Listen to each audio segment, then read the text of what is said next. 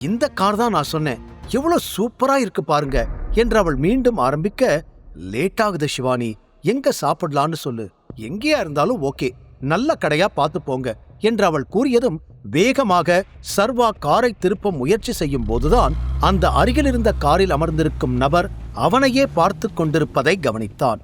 கூடவே அந்த காரில் இருக்கும் டேஷ்போர்ட் கேமரா நடக்கும் அனைத்தையும் படம் பிடித்துக் கொண்டிருப்பதும் அவனுக்கு தெரிய சர்வாவிற்கு குழப்பமும் சந்தேகமும் அதிகமானது. யார் இந்த மர்மமான நபர்? அர்ஜுன் யார்? அவனுக்கு சர்வாவை எப்படி தெரியும்? சர்வா தனது கார் போலவே இருந்த மற்றொரு காரும் அந்த இடத்தில் இருப்பதை கவனித்தான். யாரா இருக்கும் என்ற யோசனை வந்தாலும் அதை பெரிதுபடுத்தாமல் அவன் காரை ஸ்டார்ட் செய்துவிட்டு நிமிர, அந்த கார் இப்போது அங்கு இல்லை. அதுக்குள்ள எங்க போயிட்டான் என்று சுற்றி பார்த்து சர்வா தனது காரை ரிவர்ஸ் எடுக்க, எதிரே அந்த கார் நின்று கொண்டிருந்தது. கூடவே அதற்குள் அமர்ந்திருந்த நபர் சர்வாவையே பார்த்து கொண்டிருக்க, அந்த காரில் டேஷ்போர்ட் கேமரா ஆனில் இருப்பதையும் சர்வா கவனித்தான். அவனது சந்தேகம் பல மடங்காய் அதிகரித்தாலும் ஷிவானி உடன் இருப்பதால் எதையும் காட்டிக்கொள்ள வேண்டாம் என்று நினைத்தவன் அங்கிருந்து கிளம்புவதில் மட்டுமே கவனமாக இருந்தான். அப்போது, சர்வா, இது என்னது என்று ஏதோ பேசிக்கொண்டு அவனை நெருங்கி வந்தாள் ஷிவானி.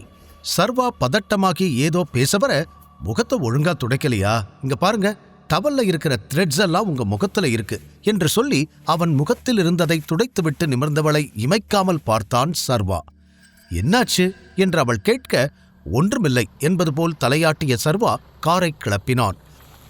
சிறிது தூரம் வரும் வரை யாராவது தன்னை பின்தொடர்கிறார்களா என்பதை அவ்வப்போது பார்த்து கொண்டே இருந்தவன் சந்தேகப்படும்படி எதுவும் இல்லை என்று அறிந்த பிறகு, இனிமே எந்த பிரச்சனையும் வராது என்று பெருமூச்சுடன் நிம்மதியாக வண்டி ஓட்ட ஆரம்பித்தான். பின் ஏதாவது நடக்கிறதுக்குள்ள ஷிவானிய முதல்ல வீட்டில் விட்டுடணும் என்று நினைத்துக்கொண்டே அவள் பக்கம் திரும்ப, அந்த ஹோட்டல் தான் சொன்னேன் என்று ஒரு ஹோட்டலை கை காண்பித்தவள் அங்கு சாப்பிட்டு விட்டு செல்லலாம் என்றாள். சர்வா யோசனையுடன் அவளையும் அந்த ஹோட்டலையும் மாறி மாறி பார்க்க, என்னாச்சு, ஏதாவது பிரச்சனையா என்று புரியாமல் கேட்டாள் ஷிவானி. இல்ல, இந்த ஹோட்டல் ரொம்ப காஸ்ட்லியா இருக்கும்னு நினைக்கிறேன், எதுக்கு உனக்கு தேவையில்லாத செலவு என்று சர்வா தயக்கமாக கூற, அவ்வளோ கஷ்டம் இருந்ததுன்னா பில் பே பண்ணதுக்கு அப்புறம் பணத்தை எனக்கு திருப்பி கொடுத்துருங்க என்றாள். அதை கேட்டதும் சிரித்தான் சர்வா. பிறகு அவள் சொன்னது போலவே அந்த ஹோட்டலில் மதிய உணவை முடித்துவிட்டு அவளை வீட்டில் விட்டவன் தானும் கிளம்பினான்.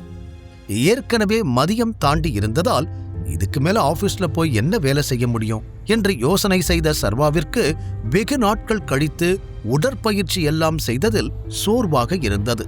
அதனால் நேராக வேதிகாவின் வீட்டிற்கு வந்துவிட்டான். கதவை திறக்க யாருமே இல்லை. நைட்ல தான் யாரும் இருக்க மாட்டாங்க, இன்னைக்கு என்ன மதியத்துல யாரையும் காணும் என்று யோசித்துக் கொண்டே உள்ளே நுழைந்தவனுக்கு அப்போதுதான் தன் மூலமாக அவர்களுக்கு கிடைத்த அந்த பெரிய டீல் கேன்சல் ஆன விஷயம் ஞாபகம் வந்தது. ஓஹோ, எல்லாரும் இந்நேரம் ஆபீஸ்ல உட்காந்து இதை எப்படி சரி பண்றதுன்னு சீரியஸா டிஸ்கஸ் பண்ணிட்டு இருப்பாங்க போல. அதுவும் நல்லதுதான் என்று நினைத்த சர்வாவிற்கு தனது அதிகாரத்தை பயன்படுத்தி அவர்களை தேவையில்லாமல் கஷ்டப்படுத்துகிறோம் என்று ஒரு ஓரத்தில் தோன்றியது. மற்றவங்களுக்கெல்லாம் இந்த மாதிரி பாவம் பார்க்கலாம், இவங்களுக்கெல்லாம் பார்க்கவே கூடாது. அதிகாரம் இருக்கிறவங்க சாதாரண மனுஷனை கஷ்டப்படுத்தினா எப்படி இருக்கும்னு இப்ப அவங்களுக்கு தெரிஞ்சிருக்கும் என்று தன்னுடைய செயல்களுக்கெல்லாம் நியாயம் சொல்லிக் கொண்டவன் நேராக அறைக்குள் வந்து கட்டிலில் விழுந்தான். விழுந்து கண் மூடிய வரைதான் அவனுக்கு நினைவில் இருந்தது. அடுத்த நாள் வரை சர்வா எழுந்திருக்கவே இல்லை. முழுதாக 12 மணி நேரம் தூங்கி முடித்தவன் மெதுவாக காலையில் கண்விழிக்க, அவன் முன்னால் வழக்கம் போல தயாராகிக் கொண்டிருந்த வேதிகா மேக்கப் செய்வதில் கவனமாக இருந்தாள். ஹாய், குட் மார்னிங் என்று அவளை பார்த்ததும் கூறினான். அதற்கு உடனே அவனை திரும்பி பார்த்த வேதிகா, இப்ப நீ என்ன வேலை பார்த்துக்கிட்டு இருக்க, கம்பெனி பேர் என்ன என்று கேட்டாள் யோசனையோடு. அவளை பார்த்த சர்வா கட்டிலிருந்து எழுந்தபடி, இமேஜிங் செக்யூரிட்டிஸ், அங்க ஜெனரல் மேனேஜரா இருக்கேன், இதை உன்கிட்ட ஏற்கனவே சொல்லி இருக்கேன் தானே?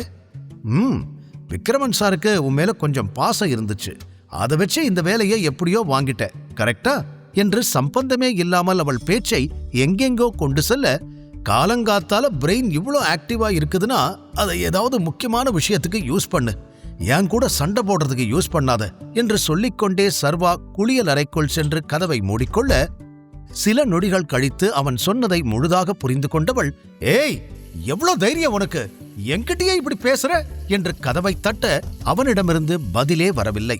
பிறகு சிறிது நேரத்தில் குளித்து முடித்துவிட்டு வெளியே வந்த சர்வா வேதிகா அங்கு இல்லாததை கவனித்துவிட்டு வேகமாக உடைமாற்றிக் கொண்டவன் நேராக டைனிங் டேபிளுக்கு வந்து சேர்ந்தான்.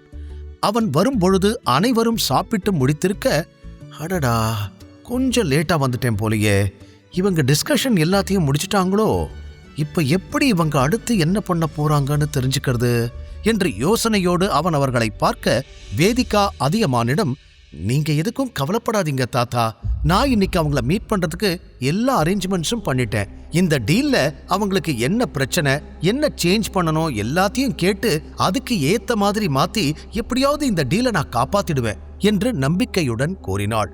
ஆமாமா, உன்னால மட்டும்தான் இதை பண்ண முடியும், எப்படியாவது இன்னைக்கே இந்த டீலை ஃபைனல் பண்ணிட்டு வந்துடு என்று இன்னொரு பக்கம் அம்பிகாவும் அதே நம்பிக்கையோடு பேச தலையாட்டி கேட்டுக்கொண்டிருந்த அதியமான், நீ கேட்கறதுனால இதுக்கு நான் சம்மதிக்கிறேன், இது உன்னோட கடைசி சான்ஸ், என்ன வேணும்னாலும் பண்ணிக்கோ, டீல ஓகே பண்ணு என்று அவர் கூறிவிட, என்னானாலும் சரி எப்படியாவது இந்த புரோட்டான் கம்பெனி டீல இன்னைக்கு முடிச்சே ஆகணும் என்று மனதிற்குள் நினைத்துக் கொண்டாள் வேதிகா. அனைவரிடமும் பேசி முடித்து அதியமான் அப்போதுதான் சர்வாவை பார்த்தார். அவனது எண்ணத்தையும் தெரிந்து கொள்ள அவருக்கு ஆசை இருந்தபோதும் அதை பற்றி கேட்டால் தேவையில்லாமல் மீண்டும் ஒருவர் பின் ஒருவராக ஏதாவது பேசுவார்கள் என்று நினைத்து அப்படியே விட்டுவிட்டார். சாப்பிட்டு முடித்ததும் அவரவர் வேலைகளை பார்க்க கிளம்பிவிட சர்வாவும் ஆபீஸுக்கு கிளம்பியவன் காரில் ஏறியதும் குயின்சிக்கு கால் செய்தான். ஒரே ரிங்கில் அட்டென்ட் செய்த குயின்சி, குட் மார்னிங் சார் என்றாள். மார்னிங். ஏண்டம் கம்பெனியிலிருந்து வேதிகான்னு ஒரு பொண்ணு இன்னைக்கு உங்களை பார்க்க வருவாங்க. அவங்க நம்ம கண்டிஷனுக்கு ஓகேன்னு சொன்னா உடனே டீலுக்கு ஓகே சொல்லி ஃபைனல் பண்ணிடுங்க என்று சர்வா தெளிவாக கூற, ஓகே சார், ஆனா என்ன கண்டிஷன் என்று புரியாமல் கேட்டாள் குயின்சி. இந்த டீலை ஓகே பண்ணணும்னா வேதிகா மட்டும்தான் இந்த கான்ட்ராக்ட் முடிகிற வரைக்கும் இந்த ப்ராஜெக்ட்ல ஒர்க் பண்ணணும். தீரஜ் மாதிரி ஆட்களோட ஒர்க் பண்ண எனக்கு விருப்பம் இல்லை. அதனால நம்ம கம்பெனிக்கும் அவங்க கம்பெனிக்கும் நடுவுல வேதிகா தவிர வேற யாருமே இருக்கக்கூடாது. இதுக்கு ஓகே சொன்னா மட்டும் இந்த டீலை அப்ரூவ் பண்ணுங்க என்று சர்வா தெளிவாக தனது நிபந்தனைகளை கூற, உடனே ஓகே சார், நீங்க சொன்ன மாதிரியே பண்ணிடுறேன் என்றாள் குயின்சி. இந்த கான்ட்ராக்ட் 5 இயர்ஸ்க்கு போட போறோம். அதனால இது முடிகிற வரைக்கும் வேதிகா மட்டும்தான் இதுல இருக்கணும். மற்ற டேர்ம்ஸ் அண்ட் கண்டிஷன்ஸ் எல்லாத்தையும் அவங்களுக்கு கிளியரா எக்ஸ்பிளைன் பண்ணிடுங்க என்று அடுத்ததாக கூறினான் சர்வா.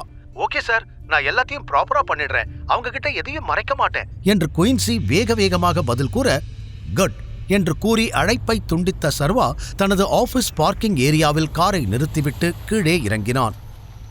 அப்போது அங்கு பெரிய ட்ரக்குகளிலிருந்து மெட்டீரியல் இறக்கப்படுவதை கவனித்த சர்வா அப்படியே நிற்க, குட் மார்னிங் சார் என்று அவனிடம் ஓடி வந்த மாயா, மெட்டீரியல் எல்லாமே வந்துருச்சு சார் என்று கூறினாள்.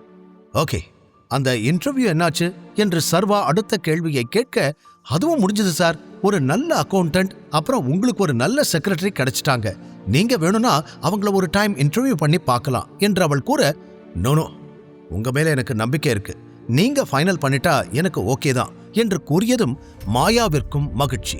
கூடவே, சார் இந்தாங்க உங்களோட கார்டு, நான் உங்ககிட்ட அன்னைக்கு கொடுக்க மறந்துட்டேன் என்று ஒரு பிளாக் கார்டை அவனிடம் நீட்டினாள். இவ்வளவு தாமதமாக கொடுத்ததால் அவளை திட்டத் தோன்றினாலும் தானே அதை கேட்டு வாங்க மறந்துவிட்டோம் என்று புரிந்ததில் சர்வா எதுவும் பேசவில்லை. அதை வாங்கி பாக்கெட்டுக்குள் வைத்துக்கொண்ட சர்வாவிற்கு முன்பு இருந்த அதே கெத்து இப்போது இல்லை. காரணம், அதைவிட பெரிய டைமண்ட் கார்டே இப்போது அவனிடம் இருக்கிறது. மேலும் ஆலியாவுடன் சர்வாவை பார்த்ததிலிருந்து மாயாவிற்குமே சர்வா மீது மரியாதை கூடியிருந்தது. பிறகு இருவரும் பேசிக்கொண்டே சர்வாவின் கேபினுக்கு வர அங்கு கையில் ஃபைல் வைத்திருந்த ஒரு பெண் அமர்ந்திருந்தாள். சார், இந்த பொண்ணுதான் உங்களோட புது செக்ரட்டரி என்று அறிமுகம் செய்து வைத்தாள் மாயா. அந்த பெண்ணும் சர்வாவை பார்த்ததும் எழுந்து நின்று, hello sir, my name is Divya என்று அவள் தன்னை அறிமுகம் செய்து கொள்ள சின்ன தலையசைப்பை மட்டும் கொடுத்தான் சர்வா. மாயா அங்கிருந்து கிளம்பி விட்டாள். மெட்டீரியல்ஸ் எல்லாம் வந்துருச்சு, இன்ஜினியர்ஸை ஒர்க் ஸ்டார்ட் பண்ண சொல்லணும் என்று அவன் கூற சரி என்று தலையசைத்தாள் திவ்யா. அண்ட் ஒர்க் எப்போ முடியும், டெலிவரி எப்போ கொடுக்க முடியும் என்று சர்வா அடுத்த கேள்வி கேட்க தனது ஃபைலில் எதையோ பார்த்த திவ்யா, புதன்கிழமை முடிஞ்சிடும் சார் என்றாள். சரி, இப்பவே நம்ம என்ஜினியரிங் டிபார்ட்மெண்ட்டுக்கு போகலாம் என்று கூறி சர்வா முன்னால் நடக்க ஃபைலோடு அவன் பின்னால் ஓடி வந்தாள் திவ்யா. அவன் எதிர்பார்த்தது போலவே அங்கு வேலை தொடங்கி இருக்க சூப்பர்வைசரை அழைத்தான் சர்வா. குட் மார்னிங் சார், வேலையெல்லாம் ஸ்டார்ட் பண்ணியாச்சு. 100 யூனிட்ஸ் பண்ண சொல்லி மேம் சொல்லிருக்காங்க என்று சர்வா கேட்கும் முன்னரே பதில் கூறினார் அவர். புதன்கிழமைக்குள்ள எல்லாம் ரெடி ஆயிடுமா என்று சர்வா யோசனையுடன் கேட்க, கொஞ்சம் கஷ்டம்தான் சார், ஆனா ட்ரை பண்றோம், பண்ணிடலாம் என்று அவர் கூறினார். அங்கு சுற்றி பார்த்த சர்வாவிற்கு அனைவருமே தங்களது வேலையை கவனமாக செய்வது புரிந்தது. இருந்தும் அதை இன்னும் வேகப்படுத்துவதற்கு, நீங்க சொன்ன மாதிரி புதன்கிழமைக்குள்ள வேலை முடிஞ்சிடுச்சுன்னா உங்க எல்லாருக்குமே ஒரு கிஃப்ட் இருக்கு என்று கூறினான். அதை கேட்டதும் சூப்பர்வைசர் கண்கள் மின்னியது. தேங்க்யூ சார், நீங்க நம்பிக்கையோட இருங்க, புதன்கிழமைக்குள்ள எல்லா வேலையும் முடிஞ்சிடும். முழு கதையையும் கேட்டு மகிழ பாக்கெட் FM ஆப்பை டவுன்லோட் செய்யுங்கள். லிங்க் டிஸ்கிரிப்ஷனில் கொடுக்கப்பட்டுள்ளது.